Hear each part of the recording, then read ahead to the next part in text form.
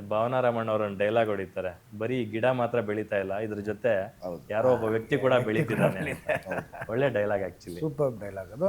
ಅದ್ರ ತಕ್ಕನಂಗೆ ಅವ್ರಿಗೆ ಹೇಳೋದಕ್ಕೂ ಇಲ್ಲಿ ವ್ಯಕ್ತಿ ಹಿಂಗೆ ಮೇಲೆ ಗದೆ ಎತ್ಕೊಂಡು ಜನ ಮೇಲೆ ಕೆತ್ತೋದಕ್ಕೂ ಅದು ಈಗ ಮಯೂರಣ್ಣ ಹೇಳಿದ್ದಕ್ಕೆ ನಾನು ಆ್ಯಡ್ ಮಾಡೋದು ಅದ್ರ ಮಯೂರಣ್ಣ ಸೂಪರ್ ಆಗಿದ್ರು. ಅಂದರೆ ಫಸ್ಟ್ ಡೇ ನಮಗೆ ಅನಿಸ್ತು, ಅಂದರೆ ನನಗೆ ಆವತ್ತಿಂದನೂ ಸಂಚಿ ಅಂದರೆ ರಂಗಶಂಕರ್ ಹತ್ರ ಬರೋನು, ನಾಟಕಗಳು ನೋಡೋನು, ಒಂದಷ್ಟು ಜನ ಫ್ರೆಂಡ್ಸ್ ಇದ್ದರು ಅವ್ರಿಗೆ, ನಾಟಕದ ಫ್ರೆಂಡ್ಸು ಅಲ್ಲೇ ಪರಿಚಯ ಆಗಿತ್ತು. ಒಂದು 15 ಇವಾಗ ಒಂದು 13-14 ವರ್ಷದ ಪರಿಚಯ ನನಗೆ.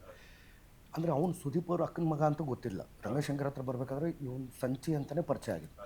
ಸುಮಾರು ವರ್ಷ ಆದಮೇಲೆ ನನಗೆ ಗೊತ್ತಾಯಿತು ಸುದೀಪ್ ಅವ್ರ ಅಕ್ಕನ ಮಗ ಅಂತ. ಯಾಕಂದರೆ ಸುದೀಪ್ ಅವರು ಆವಾಗೆಲ್ಲ ನನಗೆ ಪರಿಚಯ ಇರಲಿಲ್ಲ. ನಾನು ಅಂಬಿನಿಂಗ್ ವಯಸ್ಸಾಯಿತು ಸಿನಿಮಾದಲ್ಲಿ ಯಾವಾಗ ಆ್ಯಕ್ಟ್ ಮಾಡಿದ್ನೋ ಆವಾಗಿಂದ ಪರಿಚಯ ಆಗಿತ್ತು. ಆಮೇಲೆ ಗೊತ್ತಾಗಿದ್ದು ಅಂಬಿನಿಂಗ್ ವಯಸ್ಸಾಯಿತು ಟೈಮಲ್ಲಿ ಇವನು ಸಂಚಿ ಬಂದ್ಬಿಟ್ಟು ಅಸಿಸ್ಟೆಂಟ್ ಡೈರೆಕ್ಟ್ರು. ಅಸಿಸ್ಟೆಂಟ್ ಡೈರೆಕ್ಟ್ರಾಗಿ ವರ್ಕ್ ಮಾಡ್ತಿರೋದು. ಅವ್ನು ಮಾಣಿಕ್ಯದಲ್ಲೂ ಅಸಿಸ್ಟೆಂಟ್ ಡೈರೆಕ್ಟ್ರಾಗಿ ವರ್ಕ್ ಮಾಡಿದ್ರು, ಸುಮಾರು ಸಿನಿಮಾಗಳಲ್ಲಿ ಅಸಿಸ್ಟೆಂಟ್ ಡೈರೆಕ್ಟ್ರಾಗಿ ವರ್ಕ್ ಮಾಡಿದ್ರು. ಆಮೇಲೆ ಡೈರೆಕ್ಷನ್ಗೆ ಸಿಕ್ಕಾಪಟ್ಟೆ ಒಲ್ವಿದ್ದಿದ್ದು. ಆ್ಯಕ್ಟಿಂಗಿಗೆ ಅಂತ ರಂಗಶಂಕರಕ್ಕೆ ಬಂದು ನಾಟಕಗಳೆಲ್ಲ ನೋಡಿಕೊಂಡು ಇದು ಮಾಡ್ತಿದ್ದು. ಬಿಕಾಸ್ ಯಾಕಂದರೆ ಕ್ಯಾಮ್ರಾಗೆ ನಾವು ಯಾರು ಅನ್ನೋದು ಗೊತ್ತಿಲ್ಲ. ಇವಾಗ ಕ್ಯಾಮ್ರಾ ಲೆನ್ಸಿಗೆ ಕರುಣೆ ಇಲ್ಲ, ದಯೆ ಇಲ್ಲ, ಕೋಪ ಇಲ್ಲ, ಯಾವುದೂ ಇಲ್ಲ ಕ್ಯಾಮ್ರಾಗೆ. ಕ್ಯಾಮ್ರಾ ಮುಂದೆ ನಾವೇನಿದ್ದೀವೋ ಅದು ಮಾತ್ರ ತೋರಿಸುತ್ತೆ ಕ್ಯಾಮ್ರಾ.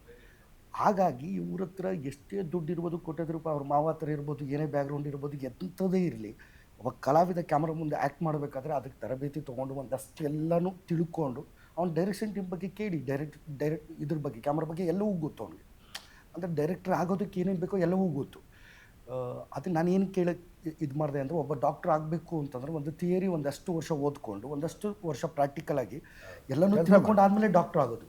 ಆ್ಯಸ್ ಎ ಕಲಾವಿದನಾಗಬೇಕು ಅಂದ್ರೆ ಎಷ್ಟೇ ಬ್ಯಾಕ್ಗ್ರೌಂಡ್ ಇದ್ದು, ಎಷ್ಟೇ ದುಡ್ಡಿದ್ರು, ಏನೇ ಇದ್ರೂ ಒಬ್ಬ ಕಲಾವಿದ ಅನ್ಸ್ಕೋಬೇಕು, ಒಂದು ಮೆಚ್ಚುಗೆ ಅನ್ಸ್ಕೋಬೇಕು ಅಂದರೆ ಸಂಪೂರ್ಣವಾಗಿ ಒಬ್ಬ ಕಲಾವಿದ ಆಗಬೇಕು. ಆ ಪಾತ್ರಕ್ಕೆ ಯಾವುದೇ ಪಾತ್ರ ಕೊಟ್ಟರು ಅಂತಂದರೆ ಅದನ್ನು ಮಾಡಲೇಬೇಕು ಸರ್. ಅದನ್ನು ನಮಗೆ ಫಸ್ಟ್ ಶಾರ್ಟಲ್ಲಿ ಅನಿಸಿದ್ದು. ಅದಕ್ಕಿಂತ ಮುಂಚೆನೇ ನನಗೆ ಗೊತ್ತಿತ್ತು ಅವ್ನು ಆ್ಯಕ್ಟ್ ಮಾಡ್ತಾನೆ ಅಂತ ಗೊತ್ತಿತ್ತು. ಬಟ್ ಈ ಸಿನಿಮಾದಲ್ಲಿ ಸರ್ಪ್ರೈಸ್, ಅಂದರೆ ಇಷ್ಟು ಚೆಂದ ಆ್ಯಕ್ಟ್ ಮಾಡ್ತಾನೆ ಅನ್ನೋದು ಅದೆಲ್ಲ ಸರ್ಪ್ರೈಸ್. ಏನಂದರೆ ಬರೀ ಆ್ಯಕ್ಟಿಂಗ್ ಒಂದೇ ಅಂತಲ್ಲ, ಆಮೇಲೆ ಇದರಲ್ಲಿ ಎಲ್ಲ ಥರದ ಡಿಪಾರ್ಟ್ಮೆಂಟಲ್ಲೂ ಹೌದು ಕರೆಕ್ಟ್ ಈಸ್ ವರ್ಕ್ಡ್. ಆಮೇಲೆ ಏನಾಗುತ್ತೆ, ಬರೀ ಇವಾಗ ನೀವು ಹೇಳ್ದಂಗೆ ಓಪನಿಂಗೆಲ್ಲ ಹೇಳಿದ್ರು, ಒಬ್ರದ್ದು ಲಾಂಚ್ ಆಗ್ತಾ ಇದ್ದಾರೆ, ಬರೀ ಹೀರೋ ಮಾತ್ರ ಕಾಣ್ತಾನೆ ಅಂತ. ಈ ಸಿನಿಮಾದಲ್ಲಿ ಅವ್ರು ಅಂದರೆ ಚೂಸ್ ಮಾಡೋಂಥ ಸ್ಕ್ರಿಪ್ಟ್ ಹಂಗಿದೆ.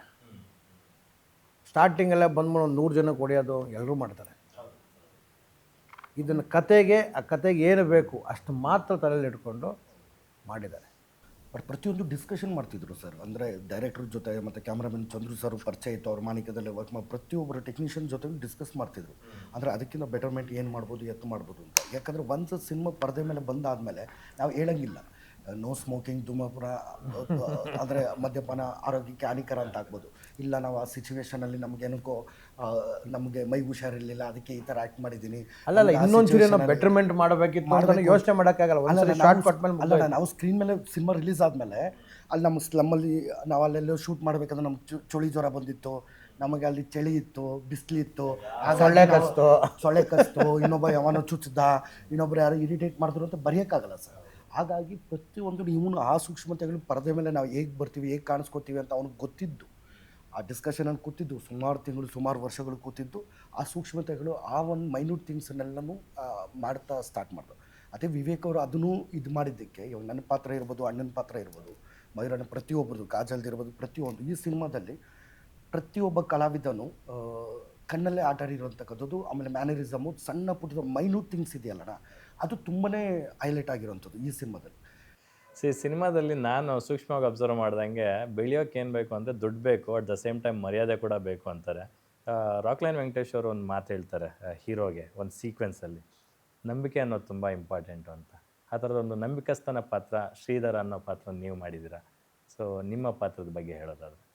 ಇಲ್ಲ, ನನಗೆ ಅಂದರೆ ಟೋಟಲಿ ಇಷ್ಟು ವರ್ಷ ಏನು ಸಿನಿಮಾಗಳು ಮಾಡ್ಕೊಂಬಂದಿದ್ದು ಅಂಡರ್ ಪ್ಲೇ ಮಾಡಿದ್ದೀನಿ. ಅಂದರೆ ಅಷ್ಟಾಗಿ ಅಂದರೆ ಕೆಲವೊಂದು ಪಾತ್ರಗಳು ಇವು ದೂರದರ್ಶನದಲ್ಲಿ ಒಂದು ಸರ್ಟನ್ ಸ್ಟೇಜ್ ಗಂಟ ಅಂಡರ್ ಪ್ಲೇ ಮಾಡಿದ್ದೀನಿ. ಹೀರೋ ಸಿನಿಮಾದಲ್ಲಿ ಒಂದು ಕ್ಲೈಮ್ಯಾಕ್ಸ್ ಗಂಟ ಅಂಡರ್ ಪ್ಲೇನೇ, ಏನು ಎತ್ತ ಅನ್ನೋದು ಗೊತ್ತಾಗಲ್ಲ.